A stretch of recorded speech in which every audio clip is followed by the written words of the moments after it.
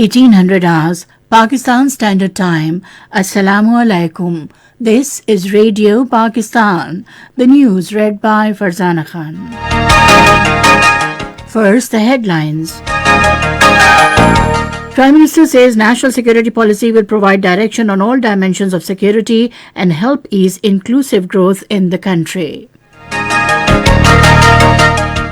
Advisor on National Security says an implementation framework has been prepared to ensure execution of the national security policy. Foreign Minister and Commander-in-Chief of Congo's armed forces at a meeting in Islamabad today discussed bilateral cooperation in defense and security. In Indian illegally occupied Jammu and Kashmir, All-Party Hurriyat Conference has called for meaningful and result-oriented dialogue with India to settle lingering Kashmir dispute. China, criticizing the Indian Army chief's remarks, has said that relevant officials in New Delhi should refrain from publishing such unconstructive comments. Spokesman for the interim Afghan government has endorsed the UN Secretary General's call for release of Afghan capital by the United States. And now the news in detail. Prime Minister Imran Khan launched public version of the first ever national security policy of Pakistan in Islamabad today. Addressing the launching ceremony, he said all this encompassing policy will provide direction on all dimensions of national security. The Prime Minister said security of a country is linked with its economic security, and the national security policy will help ensure inclusive growth in the country, leading every sector to one direction. He said security of a citizen in all aspects is a responsibility and a priority of a state, and the same is the concept of a welfare state. The Prime Minister said on the pattern of the state of Medina, the PTI government has been endeavouring to serve people through multiple initiatives like Universal Health Insurance, SR's program, Single National Curriculum, and the struggle for rule of law.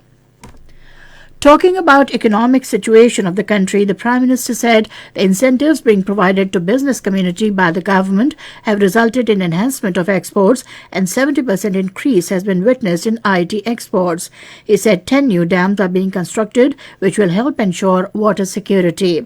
Imran Khan said the government's initiatives aimed at mitigating effects of climate change are being acknowledged by international community.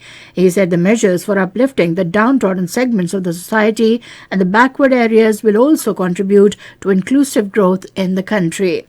Earlier, explaining salient features of the national security policy, National Security Advisor Mueed Yusuf said this is a consensus umbrella document to provide guidance on every dimension of national security.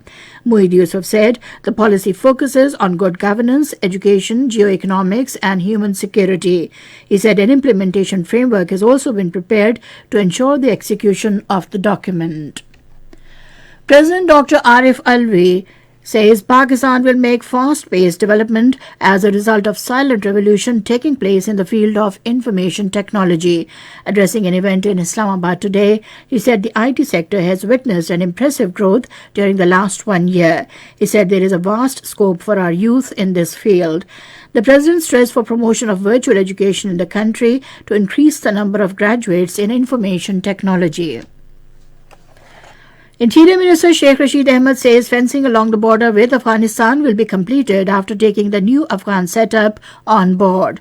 Talking to newsmen in Islamabad today, he said an area of 2,600 kilometers has been fenced, while the remaining 21 kilometers will also be completed. The Interior Minister said the present government inherited tough economic situation and it has to approach the International Monetary Fund due to the plundering of national exchequer by the past rulers.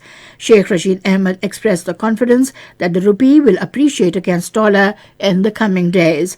The Interior Minister pointed out that local bodies elections are being held in the next 4 months, while foreign dignitaries will also visit Pakistan in March to attend the meeting of OIC Council of Foreign Ministers.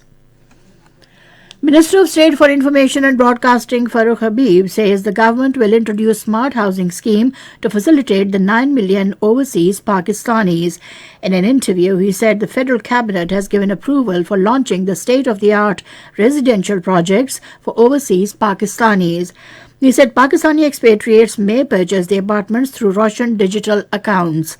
Terming overseas Pakistanis as country's greatest asset, he said they are sending $30 billion remittances annually through Roshan digital account, which shows their full trust in the leadership of Prime Minister Imran Khan. This is Radio Pakistan giving you the news. Foreign Minister Shah Mahmood Qureshi says Pakistan is pursuing Engage Africa policy to strengthen its relations with all African nations. Talking to Commander-in-Chief of Armed Forces of Democratic Republic of Congo in Islamabad today, he said Pakistan acknowledges Congo's role for regional peace and stability. The two sides discussed bilateral cooperation in areas of defense and security. The Commander-in-Chief commended the services of Pakistani troops deployed in Congo under the auspices of the UN Peace Mission. In Indian illegally occupied Jammu and Kashmir, the incarcerated All-Party Hurriyat Conference chairman Musarrat Alam Bhatt has denounced the unabated killing spree unleashed by Indian troops across the territory. Musarrat Alam Bhatt, in a message from New Delhi's notorious Tihar jail, maintained that the ruthless killing of innocent Kashmiri people demanding their inalienable right to self-determination is a brazen violation of international laws, human rights charter and commitments made by the Indian leaders before the world community. Meanwhile, senior leader of All Parties Hurriyat Conference, Professor Abdul Ghani Bhatt, has stressed for meaningful and result-oriented dialogue to settle the lingering Kashmir dispute. Addressing a morning gathering in Sopore, he said that in the present changing volatile situation, peace should be given a chance to prevail in the region, but it could never be achieved in the presence of disputes, and Kashmir dispute is the main hurdle in the way of cordial relations between Pakistan and India. China has criticized Indian Army chief's remarks and said relevant Indian officials should refrain from publishing such unconstructive comments. During his regular briefing, a Chinese Foreign Ministry spokesperson said, "We hope India will work to help the situation to move from emergency handling to a regular daily-based management phase." The United Nations has appealed for a suspension of rules preventing the use of money in Afghanistan to save lives and the economy, and for a path to the conditional release of frozen Afghan foreign currency reserves.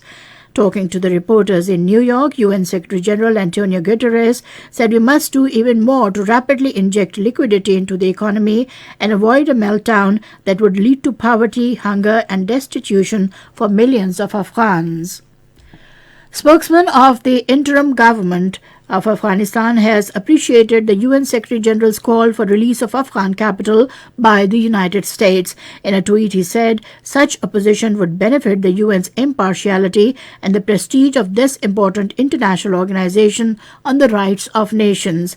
He urged the United States to respond positively to the international voice and release Afghan capital. Russia says imposing sanctions against President Vladimir Putin by Washington administration would be an over-the-top measure tantamounting to breaking off the relations between the two countries.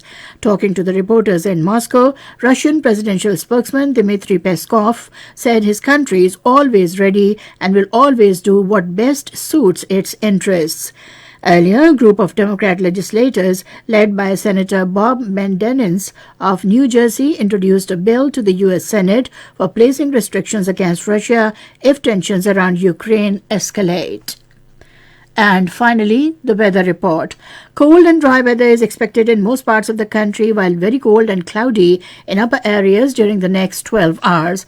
Dense fog is likely to prevail in Upper Sindh, plain areas of Punjab and Khyber Pakhtunkhwa.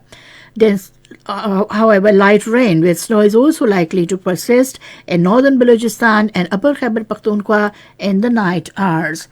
To end the news, the main points once again. Prime Minister says national security policy will provide direction on all dimensions of security and help ensure inclusive growth in the country.